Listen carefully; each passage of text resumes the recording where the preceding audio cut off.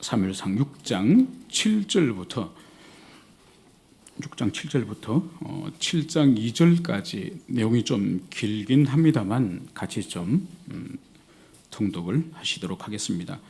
6장 7절부터 7장 2절까지 우리 다 한 목소리로 천천히 같이 읽도록 하겠습니다. 자, 시작. 그러므로 새 수레를 하나 만들고 멍에를 메어 보지 아니한 젖나는 소 2마리를 끌어다가 소의 수레를 메우고 그 송아지들은 떼어 집으로 돌려 보내고 여호와의 궤를 가져다가 수레에 싣고 속건제로 드릴 금으로 만든 물건들은 상자에 담아 궤 곁에 두고 그것을 보내어 가게 하고, 보고 있다가 만일 궤가 그 본 지역 길로 올라가서 베세메스로 가면 이 큰 재앙은 그가 우리에게 내린 것이요 그렇지 아니하면 우리를 친 것이 그의 손이 아니요 우연히 당한 것인 줄 알리라니라.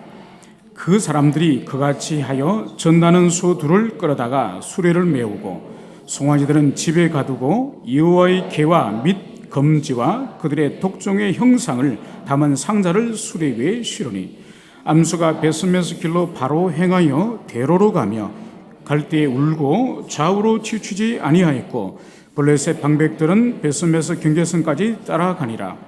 베스메스 사람들이 골짜기에서 위를 베다가 눈을 들어 궤를 보고 그 본 것을 기뻐하더니 수레가 베스메스 사람 요수아의 밭 큰 돌 있는 곳에 이르렀은지라. 무리가 수레나무 패고 그 암소들을 번제물로 여호와께 드리고, 레위인은 여호와의 궤와 그 궤와 함께 있는 그 보물 담긴 상자를 내려다가 큰 돌 위에 두매 그날에 베스메스 사람들이 여호와께 번제와 다른 제사를 드리니라. 블레셋 500명이 이것을 보고 그날에 에그론으로 돌아갔더라. 블레셋 사람이 여호와께 속건제물로 드린 금독종은 이러하니, 아스돗을 위하여 하나요, 가사를 위하여 하나요, 아스글론을 위하여 하나요, 가드를 위하여 하나요, 에그론을 위하여 하나이며, 드린 바 금지들은 견고한 성읍에서부터 시골의 마을까지, 그리고 사람들이 여호와의 궤를 큰 돌에 이르기까지 5 방백들에게 속한 블레셋 사람의 모든 성읍들의 수대로 있더라. 그 돌은 베스메스 사람 요사의 밭에 오늘까지 있더라. 베스메스 사람들이 여호와의 궤를 들여다본 까닭이 그들을 치사 70명을 죽이신지라. 여호와께서 백성을 쳐서 크게 살려갔으므로 백성이 슬피 울었더라. 베스메스 사람들이 이르되 이 거룩하신 하나님 여호와 앞에 누가 능히 서리요, 그를 우리에게서 누구에게로 올라가게 하실까 하고 전령들을 게하렛 야림 주민들에게 보내어 이르되, 블레셋 사람이 여호와의 궤로 도로 가져왔으니 너희는 내려와서 그것을 너희에게로 옮겨가라. 기럇 여림 사람들이 와서 여호와의 궤를 옮겨 산에 사는 아비나답의 집에 들여놓고 그의 아들 엘리야사를 거룩하게 구별하여 여호와의 궤를 지키게 하였더니, 궤가 기럇 야림에 들어간 날부터 20년 동안 오래 있은지라. 이스라엘 온 족속이 여호와를 사모하니라. 아멘. 잠시 기도합시다. 하나님, 주일 지난 후 3일 만에 함께 저희들이 모여서 오늘 주님께 예배드리며 주의 음성을 청종하고자 합니다. 저희들에게 주의 말씀을 통하여서 주의 뜻을 깨닫게 하여 주시고, 무엇보다도 주의 뜻을 따라서 삶을 살아갈 수 있도록 저희들 한 사람 한 사람을 주장해 주시고 저희 교회를 주님 인도해 주시기를 소망합니다. 감사를 드리며 거룩하신 예수님 이름으로 기도합니다. 아멘. 이 세상에 수많은 나무들이 있습니다.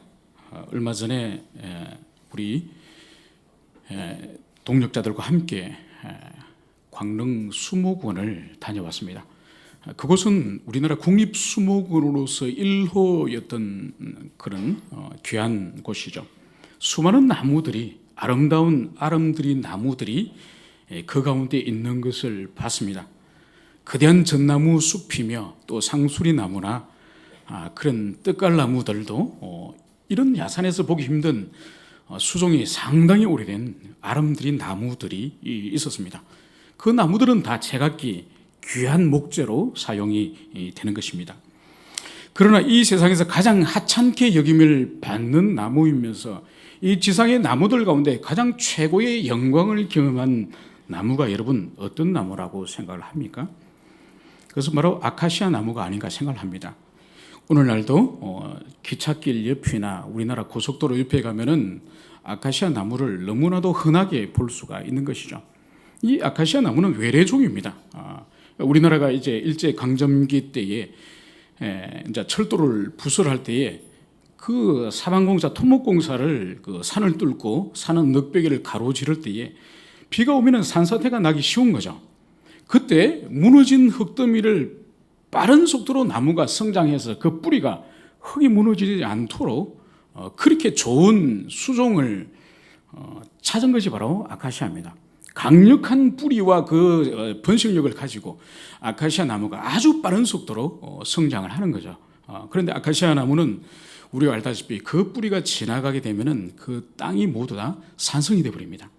그래서 그 아카시아 나무가 성장하고 지나가는 자리에는 아카시아는 살할 수 있지만은 다른 모든 나무들은 그 황폐화된 산성 땅에 살 수가 없는 거죠. 그래서 우리나라에서는 아카시아가 매우 천박한 천덕꾸러기인 것입니다.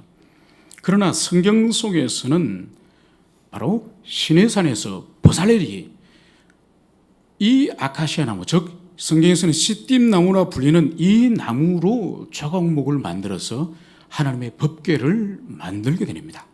그래서 그 법궤 안에 바로 언약을 상징하는 그 언약의 두 돌판과 만나 항아리와 그리고 아론의 상난 지팡이가 그 법궤 언약궤 안에 보관되는 거죠. 그래서 부사렐이 그 조각목으로 그 나무 상자를 만들고 그리고 그 겉은 정금으로 사는 거죠.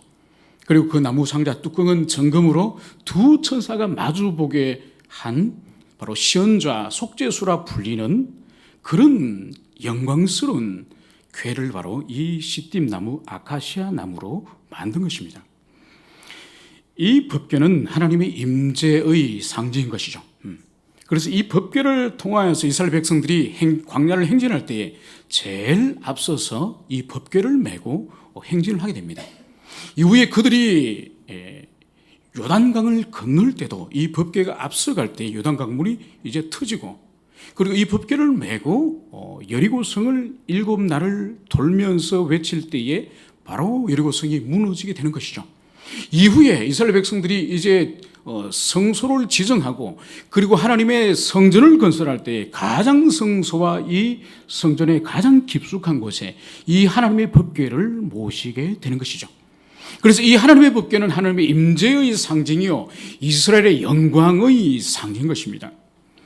그런데 이스라엘 역사 가운데 이 법궤를 잃어버렸던 상실했던 한 번의 그런 경험이 이스라엘 백성 가운데 있는 것입니다. 그것은 바로 사무엘상 4장에서 그것을 상세하게 기록을 하고 있는데 바로 이스라엘 백성이 블레셋과 함께 에베네셀 전쟁이라고 하는 그 전쟁을 치르는 바로 그 사건과 상관이 있습니다. 그것은 바로 첫 번째로 전쟁을 치를 때에 이스라엘 백성이 전쟁에서 패배하게 되어서 4,000명이 당일날 젊은이들이 죽게 되는 것이죠. 그 전쟁에서 패배의 그 원인을 이스라엘 백성들의 지도자들은 그것을 고민을 하게 됩니다. 그러면서 이 전쟁에서 패배의 원인은 바로 하나님의 법궤를 전쟁터 가운데 가져오지 않았기 때문에 하나님의 법궤의 부재로 말미암아서 전쟁에서 졌다고 그들은 진단을 하게 되는 것이죠. 그런데 이 사무엘상 이 4장의 이 전쟁의 패배 앞에 바로 기록된 것이 바로 뭔가 하니까 이스라엘 백성들의 대제사장인 엘리와 그의 아들들의 아주 방탕한 죄를 기록하고 있습니다. 그러면서 하나님께서 그들의 죄에 대해서 반드시 보응하시겠다는 말씀을 주님께서 주시고 그리고 나서 이제 이 전쟁의 패배를 이제 성경은 기록하고 있는 거죠. 그러니까 이스라엘 백성들은 이 전쟁의 패배의 원인에 대해서 분명히 해석을 할 수가 있어야 되는 것입니다. 그러니까 우리 인생도 마찬가지죠. 어떤 사건이나 어떤 일이 일어날 때에 그 팩트 자체도 사실 중요합니다. 그 일이 어떻게 일어났는지 그 원인을 분석하는 원인과 결과 사이의 인과관계를 잘 이해하는 것도 매우 중요하지만은 그것이 의미하는 바가 주님께서 주시는 교훈이 무엇인지 해석을 잘해야 됩니다. 사실 자체를 이해하는 것도 중요하지만 사실이 주는 그 의미에 대한 해석, 이 해석의 능력을 우리가 잘 해야 되는 것이죠. 그래서 동일한 어떤 사건을 경험했음에도 불구하고 해석이 달라서 전혀 처방과 대체가 다른 그런 것들을 봅니다. 오늘 이스라엘 백성들이 이 전쟁에서 패배를 하여서 한두 명이 아니라 장정 4,000명이 죽임을 당하는 이 끔찍한 패전 앞에서 이들이 이 사건에 대해서 해석하는 것은 바로 여호와의 법궤가 우리에게 있지 않아서 우리가 이 전쟁에서 진 것이다. 그러므로 우리가 하나님의 성소에 가서 여호와의 법궤를 가지고 다시 전쟁을 치르면은 우리는 이 전쟁을 승리할 것이다. 이렇게 그들은 해석을 하게 된 것입니다. 그래서 결국은 사람을 보내어서 이 법궤를 위험한 이 전쟁터에 매겨오게 된 것입니다. 이것은 하나님의 뜻에서 나온 일이 아니죠. 그들이 법궤를 메고 요단강을 먼저 건널 때에 수많은 무리들보다 먼저 법궤를 맨 제사장이 먼저 발을 디딘 것이나 여리고성을 7바퀴를 이 돈 행위는 하나님으로부터 나온 행위예요. 그러나 오늘 이 법궤를 이 성소에서 메고 이 에베네셀까지 이 메고 와서 앞으로 전쟁을 치르고자 하는 이 행위 또한 똑같이 사람이 메고 오지만은 그 내면의 동기와 출발은 전혀 다른 거죠. 하나의 사건은 하나님으로부터 말미암은 주님의 뜻으로 말미암은 법궤를 사용함이고, 하나는 바로 순수한 인간의 의도에 의해서 이 법궤를 전쟁터에 메고 왔음을 볼 수가 있는 것입니다. 이것은 뭘 보여주는 거니까 바로 이 시대가 영적인 어둠 속으로 들어가 있는 그런 시대임을 그것을 보여주고 있습니다. 여러분, 어둠이라고 하는 것은 보십시오. 빛이 사라진 것이 어둠이지 않습니까? 서산에 해가 지면은 이 어둠의 보편적 효과는 모든 세계 가운데 어둠의 보편적 효과를 누리게 됩니다. 자, 서산에 해가 지면은 집안에 있어도 어두워요. 도로에 나가도 어두워요. 들판에 나가도 해가 지면 어두워요. 산속에 가면 어두워요. 어둠의 효과는 보편적으로 모든 곳에 미치게 되는 것이죠. 반대로 낮이 되면은 도로에 나오면 환해요. 들판에 가도 환해요. 산속에 들어가도 깜깜하지는 않아요. 그러니까 어둠의 효과는 보편적으로 어둠의 효과는 모든 곳에 미치는 것처럼 빛의 효과 또한 모든 곳에 미치게 되는 것입니다.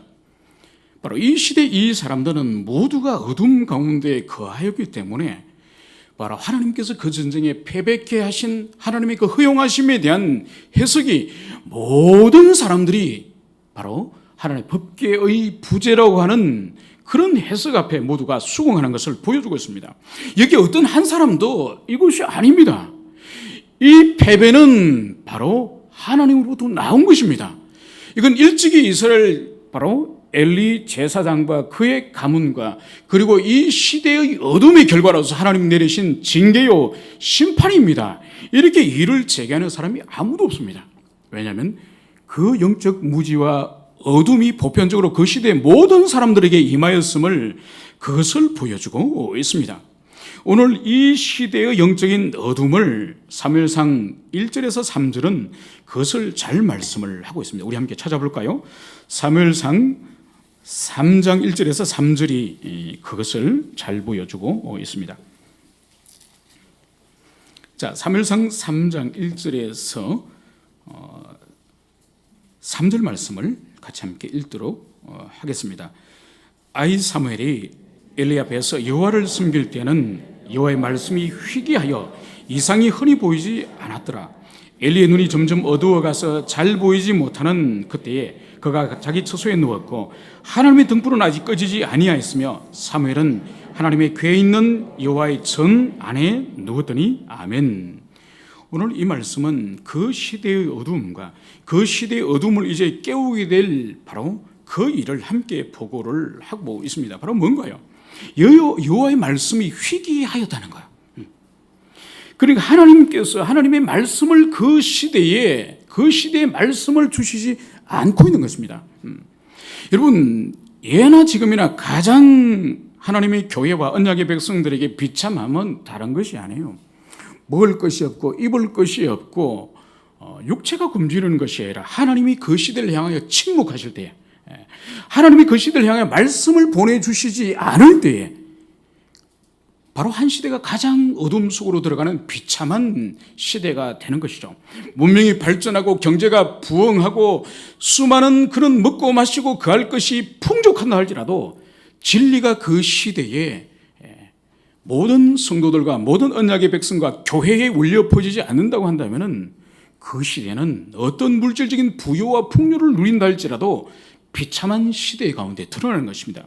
바로 하나님께서 이 시대에 말씀이 희귀한 시대였다고 그것을 말씀을 하고 있습니다. 더 나아가서 이상이 흔히 보이지 않았다고 말씀을 하고 있습니다. 바로 하나님의 묵시, 하나님께서 그 시대를 향하여 보여주신 그 뜻을 명백하게 그 시대가 깨닫지 못함을 그것을 보여주고 있습니다. 더 나아가서 이 원인 중에 하나가 바로 제사장의 눈이 점점 어두워져 가고 있다. 이것은 단순히 대제사장 엘리가 육체가 연로하여서 육체가 쇠약하여서 눈이 어두워져 가는 것을 의미하는 것이 아니죠. 바로 시대를 분별하고 영적인 상태를 분별하고 민족의 죄악 상태를 분별해서 그들에게 탄핵하고 책망하고 말씀을 선포할 수 있는 그 영적인 능력이 현저하게 약화되어져 감을 그것을 보여주고 있습니다. 이것이 그 시대의 절망으로 한다면 그 시대의 소망이 바로 뭔가요? 바로 하나님의 등불이 꺼지지 아니하였고 바로 이 하나님의 이 성소에 어린 사무엘이 그 곁에 있음을 보여주고 있습니다. 그래서 한 시대의 어둠과 함께 그 시대가 끝나는 것이 아니라 바로 불이 희미해져 가지만 완전히 꺼지지 않을 것이며 또 그 불을 다시 살릴 어린 사무엘이 그 성소에 거하고 있음을 그것을 여기서 말씀을 하고 있습니다. 여러분 이 말씀을 묵상하면서 우리들의 자녀와 우리 시대의 어린 생명들, 특히 우리 열린교회의 그리고 우리 열린교회뿐만 아니라 이 시대 교회의 다음 시대인 어린 영혼들을 우리가 생각할 수가 있습니다. 여러분 아무리 큰 은혜를 경험한 개인이든지 아무리 큰 말씀의 큰 부흥을 경험하여서 하나님 나라가 지상에 임한 것 같은 그런 지역 교회가 있다 할지라도 그 다음 세대가 그 가정에 그 교회에 그 민족 가운데 세워지지 않으면 아무 소용이 없습니다. 어느 장로님이 여름 휴가를 맞이하셔서 오살리 기도원을 갔다 오신 이야기를 지난 주일에 저한테 해주셨습니다. 그 오살리 기도원에 포항에서 오신 목회자께서 설교를 하셨는데 그 포항에 있는 교회 이야기를 잠시 하셨습니다. 500개 교회가 포항에 있는데 그 500개 교회 중에서 250개 교회가 주일학교가 이미 없어졌다는 거예요. 여러분 이것은 포항만의 문제가 아닙니다. 포항만의 문제가 아니에요. 이 시대 교회들이 점점 주일 학교를 운영할 수 있는 아이 자체가 없어져 가고 있는 거예요. 이것은 뭘 보여주는 거니까 그 포항에 있는 250개 교회는 이제 연로하신 분들 돌아가시기만을 기다리는 거죠. 그러면 교회 문 닫습니다. 오늘 주님의 이와의 이 등불이 꺼지지 않고 어린 사무엘이 이제 눈이 멀어져 가고 있는 그 엘리 곁에 그래도 어린 사무엘이 하나님의 이 법궤를 지키면서 그 성소를 지키는 이것이 바로 하나님 나라의 소망인 것처럼 우리들의 자녀나 우리 교회의 어린 생명들 이 일에 우리가 얼마나 박차를 가하고 얼마나 우리가 힘을 다해야 될지 그것을 보여주고 있는 것입니다. 여러분 결국은 이 법궤를 전쟁터로 이끌고 오게 되는 것이죠. 그리고 기세등등하고 사기 충만하여서 두 번째 블레셋과의 전쟁을 치르게 됩니다. 이때 이스라엘 백성들은 승리를 확신하면서 전쟁을 치렀고 블레셋 사람들은 그들은 큰 공포와 두려움 가운데 도대체 이스라엘 백성들 진 가운데 도대체 무슨 일이 있었는지 그들이 두려워합니다. 그때 이스라엘의 신이 바로 진에 당도하였다고 그들이 큰 두려움 가운데 임합니다. 이런 상태에 블레셋과 이스라엘이 한쪽은 사기 충만하고 한쪽은 매우 두려움 가운데 전쟁을 치르는 거죠. 두 번째 전쟁에 어떤 일이 일어났을까요? 이스라엘 백성들이 첫 번째 전쟁과 이제는 대비하여서 승리했을까요? 아닙니다. 더 큰 패배를 가져왔는죠. 그들이 사기 충만하고 승리에 대해서 확신을 가지고 있었고 상대방은 두려움 가운데 전쟁을 치렀지만은 그 전쟁은 여호와로부터 말미암은 전쟁이기 때문에 결코 이길 수 없는 전쟁인 거죠. 그래서 당일 3만 명에 이르는 많은 이스라엘 백성들의 청년들이 죽임을 당하였고, 더 끔찍한 일은 이제 엘리의 두 아들이 하나님께서 예고하셨던 것처럼 바로 그 전쟁터에서 죽음을 경험한 것이죠. 그리고 마지막으로는 하나님의 법궤를 드디어 빼앗기는, 이스라엘 천년 역사 가운데 한 번도 있지 않는 법궤를 상실하는 이 일을 이스라엘 백성들이 이 에베네셀 전투 가운데서 일어나게 되는 것입니다. 바로 이것이 뭔가요? 하나님의 뜻과 상관이 없는, 주님으로부터 말미암지 않는 그 일이 바로 어떻게 결말이 날 것인지 그것을 여기서 보여주고 있습니다. 이들에게 문제가 무엇인가요? 이들은 하나님을 경외하지 않았습니다. 하나님을 향한 경외의 마음이 없는 자들이 하나님의 능력을 이용하려고, 하나님을 사용하려고 그런 악한 욕망으로 바로 이 법궤를 사용한 것이죠. 여러분, 하나님은 우리 인생들에게 사용되어지는 도구가 아닙니다. 하나님은 우리의 수단이 아닌 것입니다. 하나님 우리의 경배의 대상이요, 우리의 찬양의 대상이요, 우리의 기도의 대상이요, 우리가 경외해야 될 그 창조주시요, 그 구속주요, 우리의 섭리주이신 것이, 그것이 바로 우리 자신이 마땅히 가져야 될 태도인 것이죠. 그러나 이들은 하나님을 경외하지도 않고 하나님을 사랑하지도 않고 하나님의 능력을 탐하여서 위기를 극복해 보려고 하는 그 악한 욕망으로 이 여호와의 법궤를 사용한 것이죠. 때로는 인간은 고도의 위선과 기만으로 다른 사람들 앞에 선인으로 일시적으로 비칠 수가 있습니다. 그러나 이것은 가식이요 위선인 것입니다. 그러나 하나님께는 결코 인간이 가지고 있는 이 속임을 하나님께는 통하지 않는 것이죠.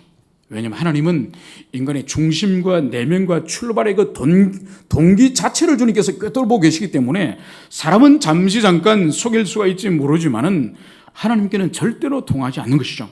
결코 하나님은 인간에게 만홀히 여기며 당하는 분이 아닌 것입니다.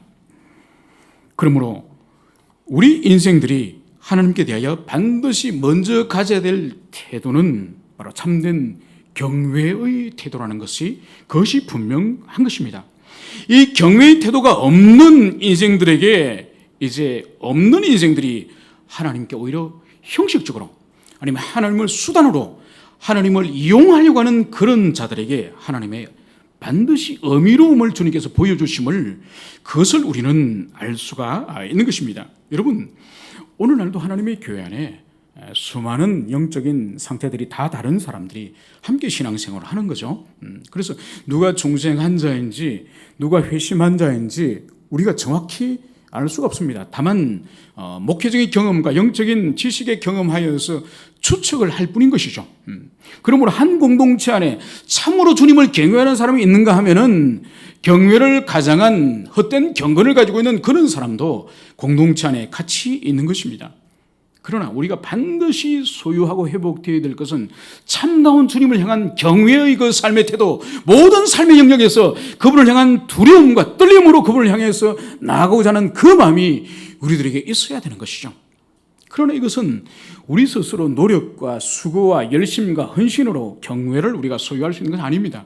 이것은 반드시 중생과 회심을 통하여 하나님의 성품에 대한 경험, 그것이 바로 우리에게 참된 경외자로서 우리를 주님 앞에 살아가게 하는 것이죠. 그러므로 우리 목회 사역이 회심과 회심의 보존이라고 하는 이것은 영원히 변하지 않는 우리 교회와 우리 목회 사역의 본질인 것입니다. 이것은 목회자 자신의 사역의 본질이기도 하고, 여러분들이 교사거나 구역장이나 순장이거나 우리 사역의 궁극적인 출발과 궁극적인 도달점은 그 영혼이 회심하여서 하나님의 성품의 경험을 통하여 하나님을 참으로 경외하고 있는가, 그리고 그 경외가 계속적으로 유지되고 있는가, 이것이 결국은 우리 목회의 출발점이자 마지막 귀결점이라는 그것을 우리는 기억을 해야 할 것입니다. 이제 이 전쟁의 이 결과는 결국은 패배로 끝나는 것이죠. 바로 이 전쟁의 패배를 통하여서 두 아들이 죽고, 그 아들의 죽음을 통제받은 엘리는 그 자리에서 넘어져서 목이 부러서 그 또한 한날 죽음을 당하게 되는 것이죠.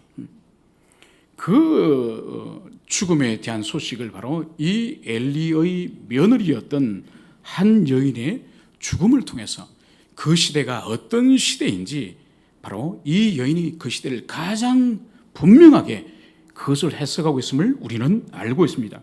바로 이 여인이 죽으면서 아기를 한 명 낳지 않습니까? 엘리 제사장의 이 며느리가 죽으면서 아기를 한 명 낳으면서 이제 법궤를 빼앗겼고 남편과 시아버지가 죽었다는 그 소식을 듣고 이스라엘 가운데 하나님의 영광이 떠났다고 외치면서 자신의 그 태어나는 아이를 하나님의 영광의 떠남, 영광의 부재, 그 의미를 가지고 있는 이가봇이라고 하는 아이 이름을 그 출생하는 그 어린아이에게 이름을 지어주는 거죠.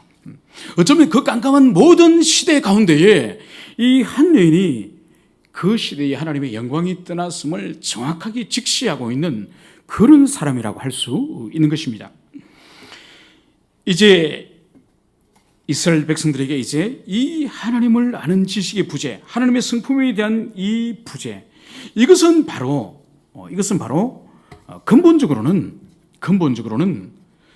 바로 이들이 주님을 인격적으로 알지 못하고 주님을 아는 지식에 있어서 그들이 매우 미숙한 그런 시대였다는 그것을 보여주고 있습니다. 이것은 오늘날도 우리 마찬가지죠, 그죠? 오늘날 우리가 이 시대가 영적으로 어둠 속으로 이미 들어간 시대입니다. 얼마나 더 추락하는지 사실 이 시대가 언제까지 갈지 사실 몰라요. 그러나 이 시대의 본질은 바로 뭔가 하니까 본질은 수많은 교회와 수많은 예배를 드리고 있지만은 바로 그 본질이 하나님을 만나지 못하는 예배의 현장이 있다는 것입니다. 대제사장 엘리가 하나님을 섬기고 그 아들 홈리와 피나스 두 아들을 하나님을 섬기고 날마다 제사를 드리고 제물을 드리고 그 앞에 피를 뿌리고 짐승을 잡고 하지만은 그 제사의 그 본질인 하나님의 죄를 향한 그 진노하심과 속죄의 그 은혜에 대해서는 하나도 경험하지 못하고 기계적으로 짐승을 죽이고 피를 뿌리는 그 형식적인 제사 가운데 그들이 익숙하여서 영혼이 망했던 것처럼 오늘날도 마찬가지죠. 오늘날도 어둠의 그런 많은 삶의 형태들을 교회가 쏟아냅니다. 이런 모양 저런 모양의 추문들이, 다양한 형태의 추문들이 있습니다. 물질의 문제로 넘어지기도 하고, 이성의 문제로 넘어지기도 하고, 또 권력의 문제로 넘어지기도 하고, 명예의 문제로 넘어지기도 하고, 모든 그런 넘어짐의 본질은 바로 하나님을 인격적으로 만나지 못하는, 하나님과 사귐이 없는 형식적인 예배 가운데 있기 때문에 그 모든 일들이 일어나는 것이죠. 여러분, 우리가 만약 산속을 가다가 우리가 그림으로 보던 그 호랑이를 산속에서 직접 대면을 했다고 봅시다. 그 호랑이의 큰 그 입을 벌리고 나를 향해서 포효하면서 달려온 그 호랑이를 만났다고 칩시다. 그러면은 그 이후로 예쁜 동화책에 그려진 호랑이를 보고 호랑이는 귀엽다고, 귀여운 동물이라고 여러분 그때부터 생각하겠습니까? 다른 사람들이 호랑이는 귀엽고 사랑스러운 짐승이라고 말할지 모르지만은 그 절규하는 그 호랑이, 포효하는 호랑이의 그 아가리 앞에서 우리가 두려움 가운데 한번 들었을 때는 그 이후로는 호랑이는 절대로 만만한 동물이 아니요, 절대로 귀여운 짐승이 아니라는 것을 우리는 분명히 우리 심령 가운데 새깁니다. 그것처럼 우리가 하나님을 인격적으로 만나고 그분의 성품, 그분의 어미로움, 그분의 영광, 그것을 경험했을 때는 하나님을 결코 속일 수 있는 대상, 하나님을 일시적으로 이용할 수 있는 대상이라는 것을 결코 우리는 인식할 수가 없습니다. 바로 오늘날 교회의 모든 방종과 타락과 모든 부끄러운 일의 그 본질은 예배 가운데 하나님을 실제적으로 인격적으로 성품을 경험하지 못하는 그 일이 이 모든 방종과 모든 죄를 가져온 것입니다. 바로 이 법궤를 이제 약탈물로 가져간 이 블레셋 사람들에게는 어떤 일이 있었습니까?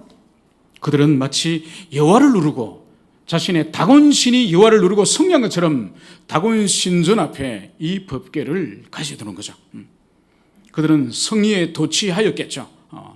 다곤이 여호와를 이겼다고 그들은 기고만장했겠죠. 그러나 그 다음날 아침에 어떤 일이 벌어졌습니까? 다곤 신상이 넘어지고 목이 부러지고 팔이 부러지고 바로 하나님께서는 그 이방 가운데서도 당신의 영광을 위하여, 스스로 당신의 영광을 위하여 주님께서는 자기를 드러내심을 보여주고 있습니다. 그래서 이제 이 블레셋 땅에는 재앙과 두려운 일이 일어나기 시작한 것입니다. 이 하나님의 법궤는 그 블레셋 땅에 7개월 동안 머물게 됩니다.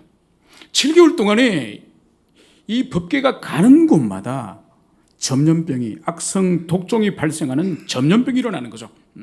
그래서 그들이 이 법궤를 이제 이 도시에서 이 사망의 역사가 일어나고 질병의 역사가 일어났을 때에 이 법궤를 이 마을로 옮기고, 또 이 마을에서는 저 마을로 옮기고, 그래서 7개월 동안 그들이 이 법궤로 말미암은, 하나님의 그 임재로 말미암은 그 큰 환난을 그들이 당하게 되는 것입니다. 그러므로 그들이 이제는 이 법궤를 어떻게 할 것인가? 과연 우리 이 민족 가운데 일어나는 이 질병과 이 재앙이 원인이 여호와의 법궤로 말미암은 것인가? 그것을 이 블레셋 사람들이 이제 확인하기 위하여서 오늘 저희들이 읽었던 이 본문 말씀이 바로 이 재앙이 여호와의 법궤로 말미암은 건지 우연으로 말미암은 건지, 그것을 오늘 시험하는 이야기를 저희들이 함께 읽었던 것이죠. 바로 그것이 뭔가요? 그것은 바로 이 법궤를 이스라엘로 다시 돌려보내자는 겁니다. 다시 돌려보내서 법궤가 돌아갔을 때에 다시는 질병이나 재앙이 일어나지 않는다고 한다면 이 질병과 재앙은 여호와로 말미암은 것이고, 그거와 상관없이 계속적으로 재앙이 일어난다고 한다면 그것은 우연으로 일어난 것이다. 그렇게 하여서 바로 이 사람들이 이 법궤를 돌려보낼 방법을 생각을 하게 되는 것입니다. 바로 여기에 이 블레셋의 이 제사장들과 이 복술자들이 그들이 바로 생각을 해낸 방식이 바로 뭔가 하니까, 이 법궤를 돌려보내되 그냥 돌려보내지 말고 한 번도 사용하지 않은 새롭게 만든 수레에 이 법궤를 싣고, 이 법궤를 실은 수레를 끌고 갈 그 짐승은 한 번도 멍에를 메어보지 않은, 한 번도 수레를 끌어보지 않은 그런 암소들을 취하되, 그 암소는 지금 현재 어린 새끼를 가지고 있는, 젖을 먹이고 있는 그 암소를 취하여서 그 암소에게 수레를 매게 하고, 또 수레를 누군가 인도하는 그런 수레잡이가 있는 것이 아니라 소 2마리만 이스라엘을 향하여 보내자는 거죠. 이것은 뭘 보여주는 것입니까? 이것은 결코 수레가 이스라엘 지경을 향하여 갈 수 없는 조건을 설정한 것입니다. 왜 그렇죠? 지금 송아지가 이제 젖을 먹고 있는데 그 송아지는 집에 두고 따라오지 못하도록 하고, 이제 집에 자기 새끼들이 있는 것을 알고 있는 그 암소 2마리가 한 번도 수레를 이끌어 본 적도 없는 그 소가 수레를 끌고 이스라엘 지경까지 간다는 것은 불가능한 것입니다. 저희 어릴 때 집에 소를 키웠습니다. 저는 시골에서 오랫동안 살았기 때문에 한 번은 송아지가 제법 다 컸는데 아버님이 시장에 소를 파는 거죠. 어미소를 파는 거죠. 그러니까 밤새도록 이 새끼 소가 우는 거죠. 엄마를 잃었으니, 무자비한 거죠. 엄마를 잃었으니. 그리고 새벽 늦게 잠을 자는데 뭔가 외양간에서 이상한 소리가 들리는 거예요. 나가보니까 이미 이웃 말에 팔아버렸던 소가 밤새 달려와서 새끼가 보고 싶어서 달려온 거예요. 물론 뭐 주인이 다시 끌고 갔겠죠. 그죠? 끌고 갔죠. 뭘 보여주는 거죠? 미물 짐승인데도 그 어미가 가지고 있는 새끼에 대한 그 지극한 그 정성, 그 본능적인 그 마음을 가지고 있기 때문에 여기서 이 암소 2마리는 절대로 수레를 끌고 갈 수 없는 그런 소예요. 그리고 이 수레가 나중에 이제 베스메스에 도착을 합니다. 그러니까 출발하는 거기로부터 베스메스까지는 약 한 15마일, 그러니까 한 20km 정도 되는, 우리 거리로 환산하면 50리 길을 이 소 2마리가 끌고 갑니다. 그리고 도무지 소의 자연적인 본성으로는 이 소가 목적지에 도달할 수 없도록 지금 이 블레셋 사람들이 그것을 설정한 거예요. 그리고 이 법궤와 함께 그들이 속건제 제물로 바치는 금쥐의 모양으로 한 황금으로 만든 5개와 그리고 사람 몸의 독종의 모양으로 만든 황금으로 5개를 이 수레에 싣고 보내는 것입니다. 그리고 이 블레셋의 방백들이 이 수레가 정말로 이스라엘을 향하여 가는지, 아니면 중간에 배가 고파서 풀을 뜯어먹는지, 아니면 새끼들이 보고 싶어서 다시 돌아와 버리는지, 그것을 관찰하기 위해서 뒤를 따르는 거죠. 그런데 오늘 성경 본문은 뭘 말씀합니까? 곧바로 행하더라. 울면서, 여전히 어미 속이 때문에 새끼가 보고 싶기 때문에 울면서 울부짖지만은 그러나 바른 길을 향해 똑바로 갔더라고 성경은 말씀하고 있는 거죠. 뭘로 보여줍니까? 하나님께서 인간의 마음과 중심과 그 심령을 살필 뿐만 아니라 미물인 짐승들의 그 본성까지도 주님께서 의거하시는 그 주님을, 그것을 성경은 오늘 보여주고 있는 것이죠. 그러니까 주님이 우리 마음의 작은 정동과 마음에 스쳐지는 작은 생각과 마음의 작은 결심과 헛된 생각들, 이 모든 것을 주님께서 감찰하실 뿐만 아니라 심지어 미물의 짐승들의 그 본능까지도 주님께서 장악하시고 움직여 가시는 분이심을, 그것을 보여주는 거죠. 두렵고 떨리는 주님의 그 능력을 여기서 보여주고 있는 것이죠. 이제 이스라엘 백성들은 이제 들에서 일을 하다가 이 잃어버렸던 법궤, 7개월 동안 하나님의 이 성소에서 법궤가 없는 상태에서 이렇게 이스라엘 백성들이 살아가던 그 어둠의 시대에 빼앗겼던 법궤가 다시 돌아오게 되는 것이죠. 얼마나 그들이 기쁘고 하나님께 감사했겠습니까? 그죠? 하나님께 다시 법궤를 그 땅으로, 언약의 땅으로 다시 돌려보내 주시니 얼마나 감사했겠습니까? 바로 이들은 이 법궤를 이제 조심스럽게 이 법궤를 내린 것을 봅니다. 여러분, 놀라운 것은 이 소가요, 이 소 2마리가 이 블레셋 땅에서 출발해서 정확히 더 이상 수레의 걸음을 멈춰버린 그 땅이 이 베세메스예요. 베세메스. 다른 성읍들도 있지만은 이 베세메스에 와서 정확하게 소가 더 이상 걸음을 행하지 않고 딱 그곳에 멈추는 거예요. 왜 그런지 아십니까? 이 베세메스는 제사장 성읍이에요. 아론 자손들에게 주었던 제사장 성읍이에요. 여기서 소들이 정확하게 멈춰서는 거예요. 그때 바로 이 제사장 성읍에 있던 제사장들과 레위인들이 이 법궤를 맞이하고 이 법궤를 드디어 이제 수레에서 내려서 이제 여수아의 큰 밭에 있는 큰 돌 위에 올렸더라고 성경은 말씀하고 있습니다. 소가 어디서 출발하여서 어디에 멈춰야 될지 정확하게 주님께서 그 소들의 본성을 의거하는 것을 여기서 볼 수가 있습니다. 여러분, 오늘 이 이스라엘 백성들은 이제 이 제사장들이 이 소가 돌아왔으니, 하나님의 그 법궤가 또 돌아왔으니 그 소를 잡고 소가 끌고 온 수레를 이제는 장작 삼아 패서 화목을 삼아서 이제 그 소를 하나님께 이제 제물로 드렸음을, 그것을 보여주고 있습니다. 여러분, 얼마나 영광스러운 일이에요. 하나님 스스로 당신의 영광을 드러내시고 당신의 성품과 당신의 거룩함을 드러내셔서 다시 당신의 법궤를 언약의 땅으로 돌아오게 하시는 이 일이 얼마나 귀하고 영광스러운 일이 아닐 수 없습니다. 그런데 여러분, 오늘 이 귀한 일을 감당한 이 베세메스 사람들의 또 다른 사건을 오늘 이어서 기록을 하고 있습니다. 그것이 바로 6장 19절부터 21절까지 진술을 하고 있는 베세메스 사람들이 여호와의 궤를 들여다본 까닭에 그들을 치사. 여러분, 성경은 왜 이 베세메스 사람들이, 이 제사장 성읍에 있는 이 사람들이 다른 일반 백성도 아니고 제사장 성읍에 있는 이 사람들이 법궤 뚜껑을 왜 열어보는지 성경은 그것을 말씀하지 않습니다. 어쩌면 이런 추론은 해볼 수 있겠죠.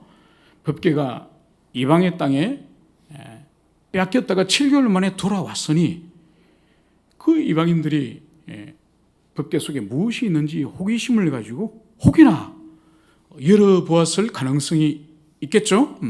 그러므로 이 이스라엘 백성들이 하나님의 법궤 속에 과연 그 내용물이 그대로 있을까, 이런 호기심은 가질 수 있지 않겠습니까? 그죠? 그러나 분명한 것은 성경이 말씀하고 있지 않기 때문에 추론을 할 뿐이에요. 어쨌든 이들이 여호와의 궤를 열어서 들여다보았다고 성경은 그것을 말씀을 하고 있습니다. 여러분, 이것은 하나님을 향하여 큰 죄임을 분명하게 그것을 우리는 기억을 해야 될 것입니다. 왜냐하면 이 법궤의 그 뚜껑은 이스라엘 백성이 대속죄일에 1년에 한 번 대속죄일에 바로 제물의 피를 그 법궤 뚜껑의 그 시언좌 속죄소 위에 피를 뿌립니다.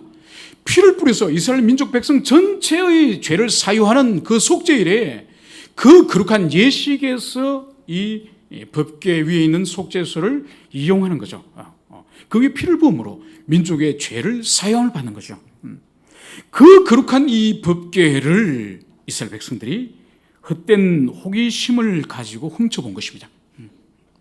여러분, 이것은 인간에게 있는 일종의 영적 관음증이라 할 수 있습니다.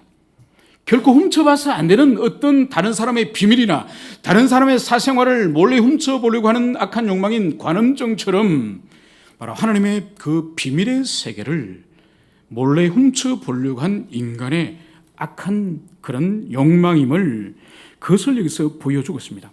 주님은 우리의 악한 욕망에 호기심에 그런 대상이 결코 아닌 것이죠. 그분은 오직 우리의 경외의 대상인 것이죠. 그럼에도 불구하고 하나님의 영역을 훔쳐보려고 하는 인간의 악한 욕망이 있는 것이죠. 여러분, 이것은 오늘날도 있습니다. 오늘날도 이 악한 욕망, 하나님이 감추신 하나님의 영역에 속하는 그런 세계를 몰래 훔쳐보려고 하는 그런 사람들이 있다는 거죠. 소위 은사라고 하는 그런 이름으로 하나님이 감추신 미래의 세계를 마치 점쟁이가 점을 치듯이 미래를 예언하기도 하고, 자신이 마치 하나님인 것처럼 아니면 하나님의 대언자인 것처럼 하나님의 뜻이라고 함부로 발설하는 바로 그런 자들이 하나님의 그 신성의 영역, 하나님의 비밀의 영역을 함부로 기웃거리는 인생들이라고 할 수 있는 것이죠. 여러분, 주님이 감추신 것을 함부로 열어보려고 하거나 함부로 거기에 도전하려고 하거나 함부로 거기에 접근하려고 하는 자는 주님께서 절대로 그런 사람들에게 하나님의 자비와 은혜를 거두십니다. 그래서 여러분, 잘못된 은사주의자들, 잘못된 그런 그 은사 운동을 하는 사람들을 여러분 혹시 보신 분들이 있습니까? 그런 분들 가운데 거룩함과 경건을 소유하고 있는 사람들을 본 적이 있습니까? 매우 희박한 일이죠. 하나님과 하나님의 은사를 흉내내면서 바로 그 신성의 비밀을 자신이 다 꿰뚫고 있는 것처럼 영적 교만 가운데 있는 그런 사람의 영혼에는 하나님이 복을 주시지 않습니다. 바로 이스라엘 백성들이 여호와를 경외하고 여호와를 두려워하고 여호와를 사랑하는 것이 아니라 그 여호와의 법궤 속에 무엇이 있는가, 그 헛된 영적 호기심을 가지고 오늘 그 법궤의 속을 훔쳐본 것입니다. 결국은 하나님께서 이들을 치셔서 오늘 성경은 70명이 죽었다고 성경은 기록을 하고 있습니다. 잠깐 전에 돌아온 그 법궤를 향하여서 하나님께 예물을 드리고 제사를 드렸던 그들이 헛된 욕망을 가지고 헛된 호기심을 가지고 접근했을 때 하나님의 그 영광과 어미로움은 바로 이들을 향하여서 하나님의 진노로 드러났음을 그것을 보여주고 있습니다. 여러분, 이것은 매우 우리들에게 중요한 하나님의 성품을 시사하고 있습니다.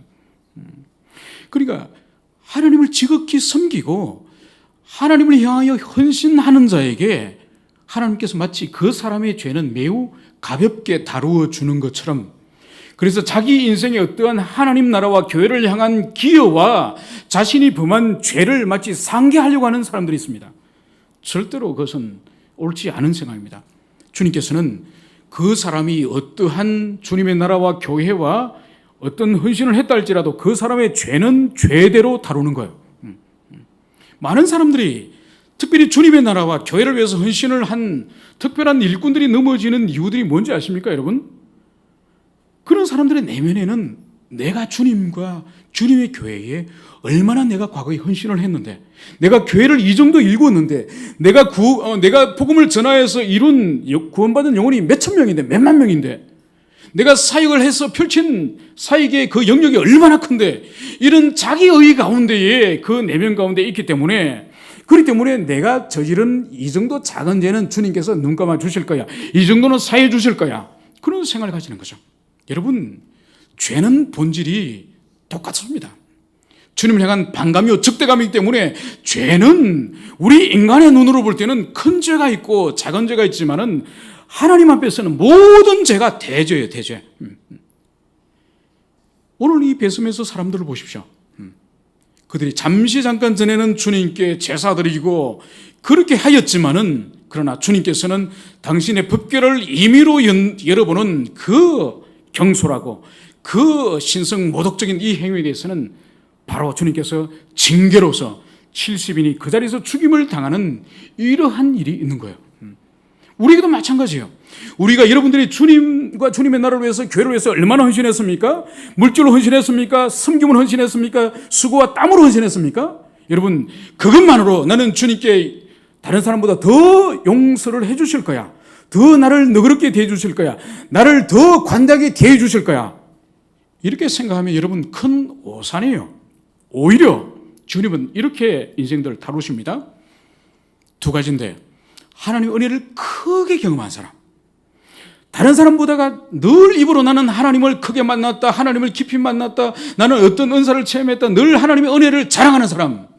두 번째로 하나님의 그 지식, 하나님의 성품에 대한 그 지식에 대한 밝은 지식을 가진 사람과 부족한 지식을 가진 사람을 대등하게 다루지 않습니다. 더 깊은 선명한 지식을 가진 사람은 더 엄격하게 다루세요. 여러분, 예수님께서 친히 말씀하셨죠. 알고도 맞을 짓을 한 사람과 모르고 맞을 짓을 한 사람을 주님께서는 뭐라고 말씀하셨죠? 알고도 맞을 짓을 행한 사람은 더 엄히 맞을 것이요, 주님에게도 엄히 맞을 것이요. 그래서 영적인 세계도 영적 노블리스 오블리지의 원칙이 정확하게 적용됩니다. 그래서 하나님의 교회 안에서 바로 이스라엘 백성 이 시대에 엘리의 그 제사장으로서의 그 타락과 영적인 무지에 대해서 주님께서 엄밀롭게 그의 아들 둘과 함께 엄밀롭게 다루는 것처럼 오늘도 마찬가지예요. 지도자들이나 또 은혜를 크게 경험한 자들이나 또 말씀에 큰 깨달음이 있는 선명한 지식을 가진 사람은 더 엄밀롭게 엄하게 주님께 다루시는 거예요. 그래야 공평하지 않습니까? 정의롭지 않습니까? 어린아이의 죄와 밝히 죄가 의미가 무엇을 의미하는지 다 아는 변호사의 살인을, 어린아이의 과실로 인한 살인과 변호사가 다른 사람을 죽이고 이익을 얻기 위한 살인을 같이 다룰 수는 없지 않습니까? 그죠? 그렇기 때문에 이 베스메서 이 교훈은 우리가 잘 기억해야 되는 거예요. 함부로 우리가 하나님을 아는 지식을 자랑하거나 은혜를 많이 경험한 것을 자랑하는 것은 이후에 우리가 주님 앞에 섰을 때에 그 모든 것이 우리의 엄의로운 심판의 기준이 되는 거예요. 이제 이 베스메서 사람들의 반응을 우리가 살펴볼 필요가 있습니다. 바로 그들이 여호와의 법궤를 열어서 그 영광을 보려고 했을 그때에 하나님이 치신 이 사건에 대해서 바로 이들은 이렇게 탄식을 합니다. 이 거룩하신 하나님 여호와 앞에 누가 능히 서리요? 오늘 이들은 여호와의 절대적인 그 권능과 그 거룩하심 앞에서 탄식을 하는 것이죠. 그런데 이 탄식이 참된 회개가 아님을 이어지는 본문을 통하여 그것을 알 수 있습니다. 바로 뭔가요? 하나님으로부터 큰 징계를 당하자 이들이 참다운 회개를 하기보다는 이 법궤를 다른 성읍으로, 다른 도시로 옮겨가라는 거예요. 여러분, 이것은 블레셋 사람들이 여호와께서 온역과 그 질병을 주실 때에 그 재앙을 피해보고자 이 성읍으로 저 성읍으로 옮기는 것처럼 오늘 이 베스메서 사람들이 동일한 여호와의 법궤가 마치 재앙의 근원인 것처럼 하나님을 그들이 경외하지 않고 하나님을 오히려 신성을 모독했던 그들의 죄를 회개하기는 커녕 마치 하나님이 재앙의 근원인 것처럼 그 여호와의 법궤를 다른 성읍으로 옮겨가라, 이렇게 말하는 것이죠. 우리에게도 인생살이 가운데 주님이 우리를 징계하실 때가 있습니다. 주님의 징계의 목적은 뭘까요? 우리에게 단순히 고통을 경험하게 하는 것일까요? 아니죠. 돌이키고 우리를 고치는 것이 징계의 목적이에요. 고치고 우리를 새롭게 하고 주님과 새롭게 관계를 맺는 것이 징계의 목적인데, 대부분의 사람들은 징계를 당할 때 어떻게 기도하죠? 주님, 이 고통 빨리 끝내주세요. 나에게서 이 고통 사라지게 해주세요. 마치 이 베셈에서 사람들이 바로 이 법궤를 내 앞에서 사라지게 해라, 가져가라, 이런 삶의 태도와 마찬가지인 것이죠. 우리 인생에는 고난과 역경과 하나님의 그런 일들이 계속적으로 일어날 때가 많습니다. 그때마다 우리는 속히 재앙과 고난이 물러가기를 기도하는 자들이 되어서는 안 됩니다. 오히려 묵묵히 참고 인내하면서 오히려 그것을 통해 주님 무엇을 고치시기를 원하십니까? 무엇을 바꾸시기를 원하십니까? 내가 어떻게 행하기를 원하십니까? 그것을 진지하고 지속적으로 묻는 그런 우리가 되어야 할 것입니다. 오늘 이 법궤는 결국은 베셈에서 사람들에게서 떠나서 기럇 여아림으로 들어갔다고 성경은 말씀을 하고 있습니다. 바로 이가봇의 시대에 성소 실로가 파괴되어지고 또 이 법궤가 부재한 이 20년의 세월이 계속될 것임을 오늘 성경은 그것을 말씀을 하고 있습니다.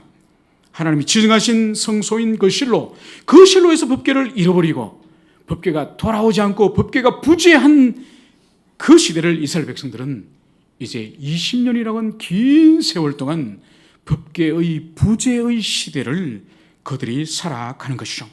그러나 하나님께서는 하나님의 백성들을 향하여서 바로 영광을 잃어버린 그 시대를 향하여서 하나님께서는 그들의 마음에 다시 역사하시는 것이죠.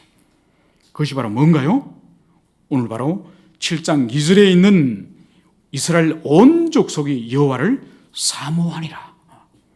참다운 언약의 백성은 주님의 영광을 잃어버린 시대, 이가봇의 시대에 그냥 침묵하고 가만히 있는 것이 아니라 영광을 잃어버린 그 시대에 비록 평화의 20년 할지라도, 전쟁이 없는 20년 할지라도 다시 영광을 사모하게 되는 거예요. 그것이 영적인 본성을 가진 언약의 백성들의 영적 본능이에요. 여러분, 교회가 아침이면 여기저기 세워지고 교회를 세우기만 하면 사람들이 몰려가는 그 시대는 참으로 누가 언약의 백성인지 알 수가 없습니다. 마치 밝은 대낮에 손전등을 들고 거리로 나갈 때 손전등에 불이 켜졌는지 안 켜졌는지 알지도 못하는 것처럼 해가 지고 어둠이 찾아와서 모든 사방이 깜깜해졌을 때에 그때 작은 촛불이나 횃불을 하나 들고 나가더라도 불을 가졌음을 명백히 알 수 있는 것처럼 바로 교회가 오히려 어둠의 시대로 들어가고 세상으로부터 조롱과 이런 야유를 받는 이 시대에 사실은 참다운 성도는 오늘 이 이가봇의 시대에 여호와를 사모하는 것처럼 오히려 이런 시대에 참다운 성도를 주님께서는 드러내시고, 그리고 그 사람은 바로 여호와를 사모하듯이 하나님의 영광을 진정으로 사모하는 사람이 바로 있는 것입니다. 바로 이 시대에 우리 열린교회 모든 성도들이 시대를 탓하거나 시대를 원망하는 그런 자들이 아니라 오히려 여호와를 사모하는 자들처럼 주의 영광을 진실로 사모하는 우리 모두가 되었으면 좋겠습니다. 함께 기도합시다. 이 시간 말씀을 기억하며 주님, 우리들 10년 가운데 이스라엘 백성이 여호와를 사모하는 마음을 주셨던 것처럼 다시 하나님의 영광과 주님의 교회의 영적 번영을 하나님 허락해 주셔서 우리가 조롱과 야유의 이 시대를 오히려 묵묵히 온몸으로 부딪히며 우리가 주님의 인도하심을 받으며 인내하며 우리가 주님 앞에 나을 수 있도록 해달라고 합심으로 간절히 한번 기도하겠습니다. 하나님,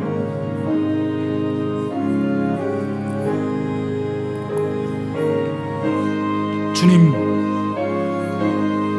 이 시간에 저희들에게 은총을 베풀어 주셔서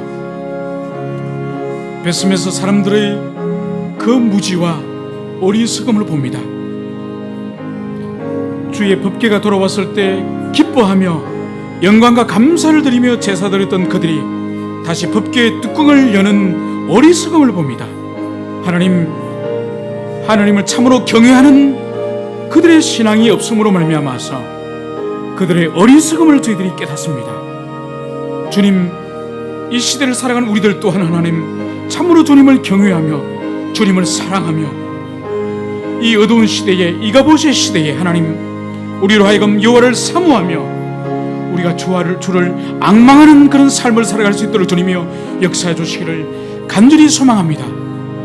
결코 하나님은 우리가 사용하고 이용할 수 있는 그런 존재가 아니라 경외하며 찬양하며 기도하며 경배해야 될 대상임을 깨닫게 해주시고 모든 우리 열린교회 성도들이 참다운 경외심을 가지고 우리 주님을 섬길 수 있도록 주님이여 역사해 주시옵소서.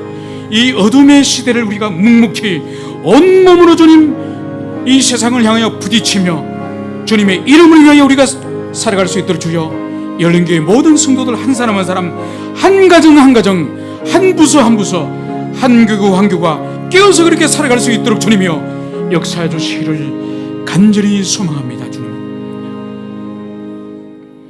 주님, 오늘 주신 말씀을 통하여서 주의 성품을 우리가 깊이 경험케 해주시고 그래서 주님을 경외하며 주님을 떠나지 않는 우리 인생들이 되게 하여 주시옵소서. 어둠의 시대를 우리가 지나가고 있습니다. 하나님, 법궤를 상실한 지 20년 동안 야림에서 방치되어 있던 것처럼 그런 어두운 시대 가운데 이스라엘 백성들이 여호와를 사모했던 것처럼 우리 또한 하나님을 간절히 찾는 자들이 될 수 있도록 주님이여 역사하여 주시옵소서. 이제는 우리 주 예수 그리스도의 은혜와 하나님 아버지의 사랑과 성령 하나님의 교통하심이 이제로부터 영원히 함께 있을지어다. 아멘.